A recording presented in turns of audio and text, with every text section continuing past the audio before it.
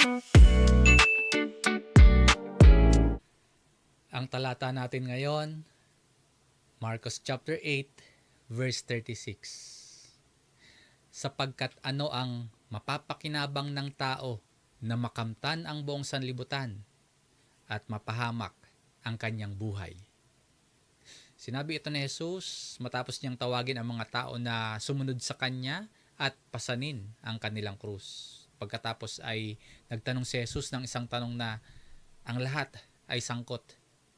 Ano ang mapapakinabang ng tao?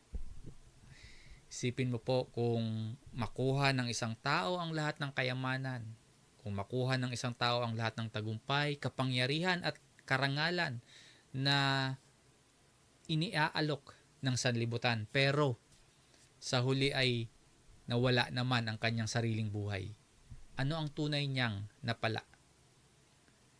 Dito po natin makikita ang pangunahing katotohanan ng talatang ito.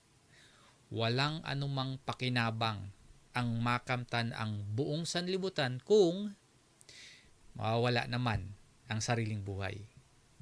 Paglilinaw po, hindi itinuturo ni Jesus na masama ang magkaroon ng mga ari-arian, na masama ang magkaroon ng mga tagumpay.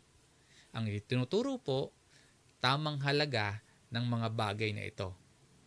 Tamang halaga ng ari-arian, tamang halaga ng tagumpay kung ihahambing sa buhay na walang hanggan. Ang lahat ng kayamanan sa mundong ito, pansamantala. Ngunit ang kalagayan ng tao sa harap ng Diyos may walang hanggang kalagayan. Kaya po, ang pangunahing tanong ay hindi ano ang maaari nating makuha. Hindi po kung ano ang maaari nating marating at ano yung maaari nating matamo sa buhay na ito. Dahil ang mas mahalagang tanong po ay, ano ang halaga ng ating buhay sa harap ng Diyos? Kaya pag-isipan natin ito. Ano ang higit nating pinahahalagahan? Ang mga pansamantalang pakinabang sa mundong ito o ang pagsunod kay Kristo na may walang hanggang halaga?